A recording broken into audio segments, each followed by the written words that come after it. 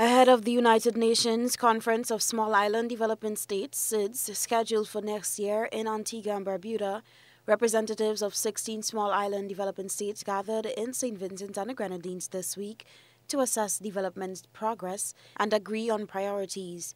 The Caribbean SIDS, Antigua and Barbuda, Bahamas, Barbados, Belize, Cuba, Dominica, Dominican Republic, Grenada, Guyana, Haiti, Jamaica, St. Kitts and Nevis, St. Lucia, St. Vincent and the Grenadines, Suriname, and Trinidad and Tobago are battling unique challenges, including rising sea levels, extreme weather events, and changing weather patterns that are threatening ecosystems and damaging economies.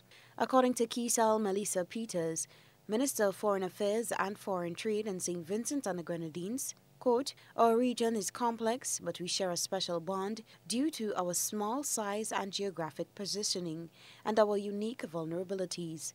The effects of a changing climate and intense natural disasters, the impacts of various economic shocks, and cascading impacts of global political instability are major factors on our development," end quote. The minister further stated that this is a signal movement, that we must assess where we are with a clear-eyed vision for where we want to go and define how we are to get there. Small islands are in the crossfire of multiple crises: climate change, inequality, and the economic and social repercussions of COVID-19, especially related to debt. The collapse in tourism due to the pandemic left large holes in the coffers of Caribbean islands and severely set back efforts to invest in the Sustainable Development Goals and climate change adaptation and mitigation. SIDS are responsible for only 0.2% of global carbon emissions, and yet they suffer the most from the impacts of climate change. The constant cycle of disaster and recovery leaves SIDS weakened and unable to implement adequate resilience measures. These countries are also large ocean states, and 97% of their territory is sea rather than land. For example, the exclusive economic zone of the Bahamas comprises of 715 square kilometers and is approximately the size of Germany and Italy together.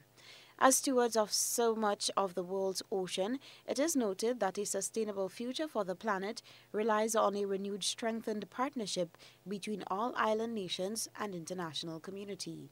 Lee Jinhua, UN Secretary-General for Economic and Social Affairs and Secretary-General of the 2024 UN SIDS Conference, said, and I quote, "By fostering regional collaboration and partnerships, Caribbean nations can leverage their collective strength to overcome common challenges and embrace sustainable solutions." The UN official added that the United Nations is committed to supporting these initiatives to improve the livelihoods of SIDS communities and contribute to efforts towards a more resilient and sustainable future.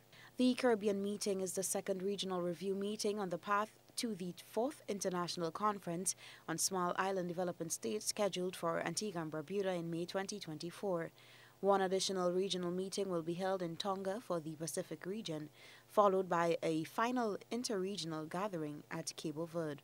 Next year, the Global Conference will conduct a thorough evaluation of the progress made in implementing the SIDS Accelerated Modalities of Action pathway, a significant international development agreement reached in 2014. This week's meeting in St. Vincent and the Grenadines will adopt an outcome document with comprehensive recommendations and strategic plan actions specifically tailored for the Caribbean region. This document will play a vital role in the preparations for the 2024 conference. Reporting for GBN News, Beverly Telesford.